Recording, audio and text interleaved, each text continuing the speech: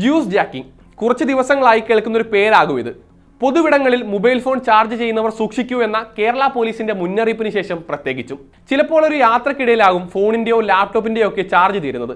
പിന്നെയുള്ള നോട്ടം ചാർജ് ചെയ്യാനുള്ള ഇടമായിരിക്കും. റെയിൽവേ സ്റ്റേഷനിലോ ബസ് സ്റ്റാൻഡിലോ ഒക്കെയുള്ള ചാർജിംഗ് പോർട്ടുകൾ കണ്ടാൽ അവിടെ ചാർജ് ചെയ്യുകയും ചെയ്യും.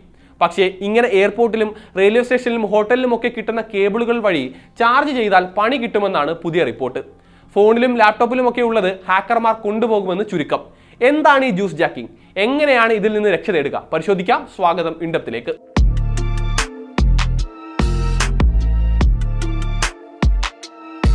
പൊതുവിടങ്ങളിലെ മൊബൈൽ ചാർജിംഗ് കേന്ദ്രങ്ങൾ വഴി വ്യക്തികളുടെ ഡേറ്റയും വിവരങ്ങളും മോഷ്ടിക്കുന്ന സൈബർ തട്ടിപ്പാണ് ജ്യൂസ് ജാക്കിംഗ്.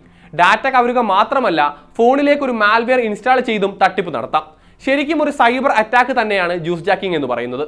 പൊതുവായ പല പ്ലഗ് പോയിന്റുകളിലും USB കേബിളുകൾ ഉള്ളത് ശ്രദ്ധയിൽപ്പെട്ടിട്ടില്ലേ? നമ്മുടെ കൈവശം കേബിൾ ഇല്ലാത്തത് കൊണ്ട് ചിലപ്പോൾ അത്യാവശ്യം വന്നാൽ അത് ഉപയോഗിക്കേണ്ടി വന്നേക്കും. ഇതാണ് ഒരു കൂട്ടം തട്ടിപ്പുകാർ മുതലെടുക്കുന്നത്.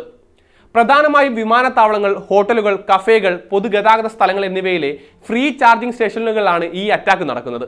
USB കേബിളുകൾ ചാർജിങ്ങിന് മാത്രമല്ല ഡാറ്റ ട്രാൻസ്ഫറിനും ഉപയോഗിക്കാറുണ്ട് എന്ന കാര്യം നമ്മൾ മറന്നു പോകാറുണ്ടെങ്കിലും ഹാക്കർമാർക്ക് അത് നല്ല ബോധ്യമാണ്. ഹാക്കർമാർ ചാർജിംഗ് സ്റ്റേഷനുകളിൽ മാൽവെയറോ പ്രത്യേക ഹാർഡ്വെയറോ ഇൻസ്റ്റാൾ ചെയ്തു വെക്കും.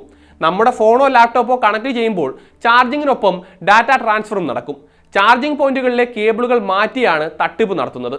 സാധാരണ ചാർജിംഗ് കേബിൾ പോലെ തോന്നിക്കുന്നതിനാൽ മാൽവെയർ കേബിളുകൾ നമുക്ക് പെട്ടെന്ന് തിരിച്ചറിയാൻ കഴിയണമെന്നില്ല. കേരളത്തിൽ നിലവിൽ കേസൊന്നും വന്നിട്ടില്ല എങ്കിലും കേരള പോലീസ് മുന്നറിയിപ്പ് നൽകുന്ന സ്ഥിതിക്ക് അതിൻ്റെതായ ഗൗരവത്തോടെ മുൻകരുതലുകൾ എടുക്കുന്നതാണ് എല്ലാവർക്കും നല്ലത്. അതേസമയം ആപ്പിളും ഗൂഗിളും തങ്ങളുടെ ഓപ്പറേറ്റിംഗ് സിസ്റ്റങ്ങളിൽ ജ്യൂസ് ജാക്കിങ്ങിനെതിരെ പ്രാഥമിക സുരക്ഷാ സംവിധാനങ്ങൾ വർഷങ്ങൾക്ക് മുൻപേ ഏർപ്പെടുത്തിയിരുന്നു. USB പോർട്ട് വഴി ഫോൺ നിയന്ത്രിക്കാൻ അനുവാദം ആവശ്യമാണെന്ന് ഉറപ്പാക്കുന്ന സോഫ്റ്റ്വെയർ അപ്ഡേറ്റുകളായിരുന്നു കമ്പനികൾ കൊണ്ടുവന്നത്. എന്നാൽ പുതിയ ആക്രമണ രീതി ഈ സുരക്ഷാ സംവിധാനങ്ങളെയും മറികടക്കുന്നതായിട്ടാണ് ഓസ്ട്രേലിയ ഗ്രാസ് യൂണിവേഴ്സിറ്റി ഓഫ് ടെക്നോളജിയിലെ ഗവേഷകർ കണ്ടെത്തിയത്.